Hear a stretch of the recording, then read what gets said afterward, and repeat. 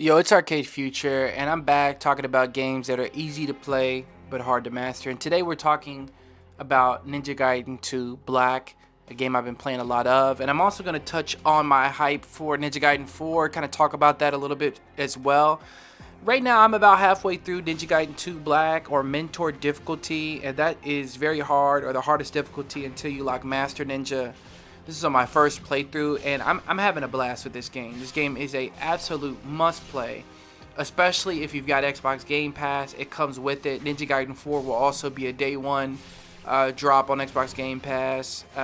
Doom: The Dark Ages, another game I'm excited for. It's going to be a day one. And if you've already played with it, let's just take a second to appreciate the game and how fire it really is, right? So, first of all, why is Ninja Gaiden 2 Black so good? So, I've seen the discourse, people saying this isn't the definitive version of Ninja Gaiden 2, and that it's more of just an updated, reskinned Ninja Gaiden Sigma 2.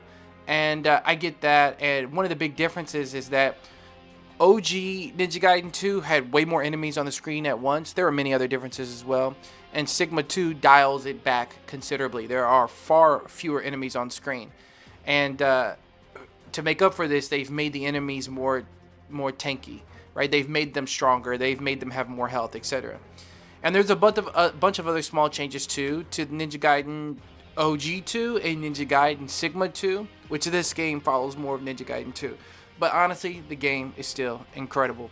It feels like a classic Xbox 360 PS2 era game, but that's exactly, what I want, and that's exactly what it is, right? It is a remake of a classic 360 game. And the movement, the combat, the challenge is just the perfect mix of clunky but tight, like a well-oiled arcade-style action game. It's not holding your hand. It's not giving you easy wins. You have to earn your combat. You have to earn your fights, earn your wins. The combat is insane. You never know how many enemies are about to pop up, and once they do, it's just a non-stop fight for your life. The finishers are brutal. You got these sort of one-hit kills after you sort of dismember the enemy, slice off a limb, hit them with like a glory kill, as I like to call them. And the weapons, there's so many to unlock. I don't even know how many. I'm guessing I have like 8 or 9 so far that you just unlock through the campaign. And it's very, very linear, by the way. Like, the game is so linear the way that but it's still fun though, because you're just going through and you're just growing and you're upgrading your character, you're upgrading your weapons. Some weapons hit harder than others, but every weapon is, a totally new experience, and it just makes the game fun. It's like you're going back to being like a teenager again, or a kid again, and you're just playing these like super violent, aggressive, over the top dramatic games. There's skill-based combat, and it just keeps you coming back. And it isn't just nostalgia. Ninja Gaiden 2 Black looks legitimately amazing. The visuals are crisp, the animations are smooth, the cutscenes perfect. I'm not usually big on video game narratives and the storylines that go along with them and cutscenes. I usually skip cutscenes because I just want to get to the gameplay. And what good is a game? There's a lot of story, but the mechanics are not fun and enjoyable. But I actually like watching the cutscenes in Ninja Gaiden 2 Black. It's not that the story is considerably great, but it's so ridiculous and over the top, and the cutscenes are so short and they look so good that they're just supposed to give you a reason why you're fighting and kind of set you up into the next battle. It reminds me a lot of Doom in that sense, like brief cutscenes, over the top dramatic, like little storyline or meaning, just like, hey, you have to do this, there's a giant boss, giant spider, you have to fight him, right? It's just so simple.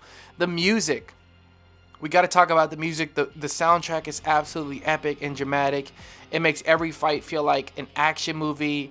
It amps up the intensity to a whole nother level. It makes me think, why do we not have a Ninja Gaiden movie? Like, it would be so crazy. And like, we don't need much of a storyline. We just need a ninja. We need explosives. We need aliens, monsters, werewolves, demons, everything coming at him at once. And he just defies all the odds every time. It's just like super simple formula. Like, think Over the Top Fast and the Furious, Over the Top The Expendables. Like, a Ninja Gaiden 2 or a Ninja Gaiden film with that sort of explosive energy, that would be incredible. With a Japanese lead, like, that would be amazing. So, yeah, the music is incredible. I got some of the music playing in the background of this video. And one thing I noticed is that we're kind of moving more into the action-adventure era. PlayStation State of Play that just dropped recently this week it showed like a lot of high energy Devil May Cry style action games like, you know, very similar to Ninja Gaiden in that, you know, single player action, fast pace. And even Onimusha's coming back too. It's a little more methodical and slower pace, but still it's an action adventure game. And we're going back to like 2008, you know, 2003, 2004. And people just want a pure action game now. They want something because, you know, everything's live service, everything is like battle royale, everything is like, you know, multiplayer, skill-based matchmaking. People want something where they can be back in the driver's seat but still get a challenge. Now, Ninja Gaiden 4, they announced Ninja Gaiden 4 about a month ago at Xbox's sort of developer conference, and they showed a really cool Ninja Gaiden 4. I think it's been about 20 years since the last Ninja Gaiden, so how are they going to modernize this Ninja Gaiden 4 is my primary question, right? Like, there are things they have to fix. Like, the camera is just like, they gotta fix the camera. Like, the camera in Ninja Gaiden 2 and Ninja Gaiden in general is kind of notoriously bad. And they gotta fix that. I don't think that's one that is great for the players, for the die-hard Ninja Gaiden fans, right? But other things like the clunkiness of the controls and of Ryu and of the ninjas that you actually are operating, the clunkiness actually kind of leads to the game's charm a bit, because it is an older game, and it is, you know, a Japanese game, and it is like a challenging game. It has a lot of arcade elements to it, and it just comes from a totally different era.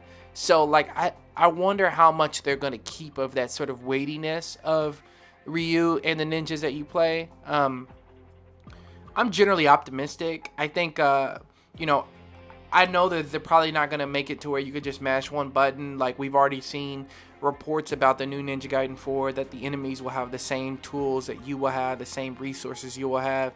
So I'm optimistic. I think if they get it right, Ninja Gaiden 4 could also be a masterpiece. You know, I'm expecting it to be great, but what do you think? What's your opinion? Have you played Ninja Gaiden 2? Have you played Ninja Gaiden 2 Black?